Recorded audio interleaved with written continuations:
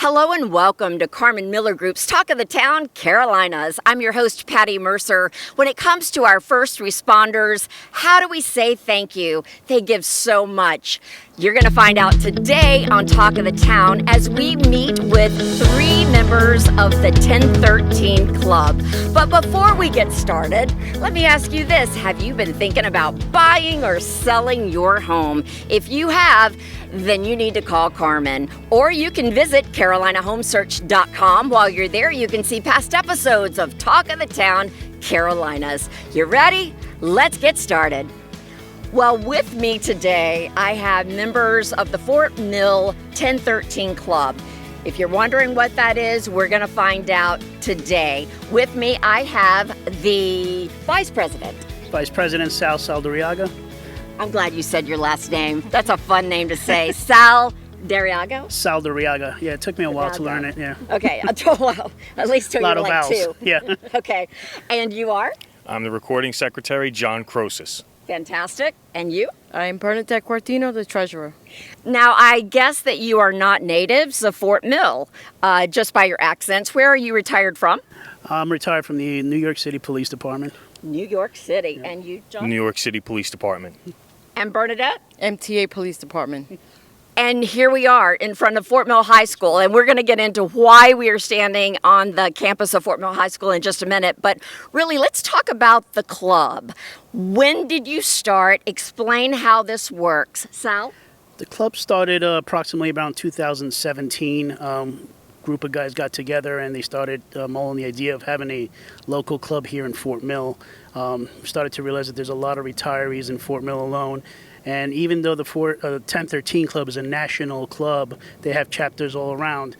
The nearest chapter was in Charlotte and Myrtle Beach. Why 1013? So 1013 is the distress call for the New York City Police Department. When an officer is in need of assistance, you put out a 1013 code over the radio, which means that an officer is in distress. And basically, you drop whatever you're doing to take care of that officer, that brother. So we try to carry that tradition as we move forward on our retired lives. We're always there to help each other out, help the retirees coming down to this area, and try to form a bond with them. And I think that is so reflective of the Fort Mill 1013. John, how many members do you currently have? We're currently over 110 in our representation. That includes our local agencies, TGK, Fort Mill, York County Sheriff's Department, and Rock Hill.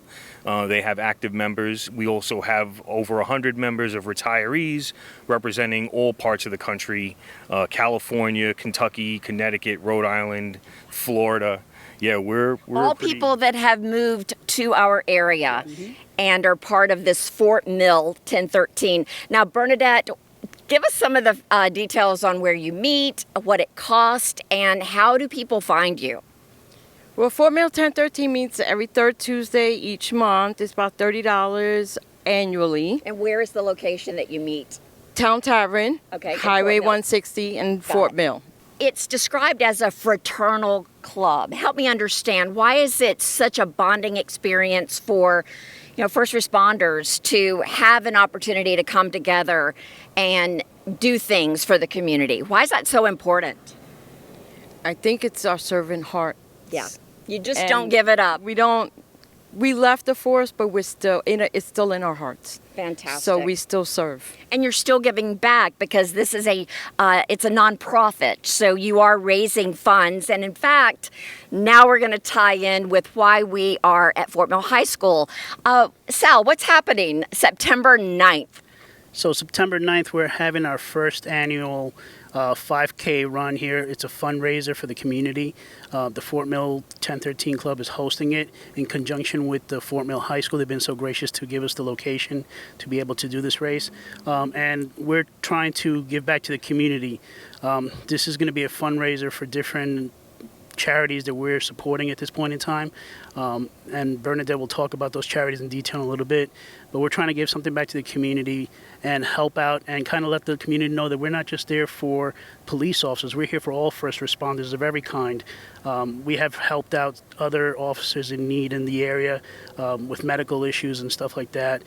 We helped out a dispatcher who was going through some issues and stuff like that. So we are there to help anybody out.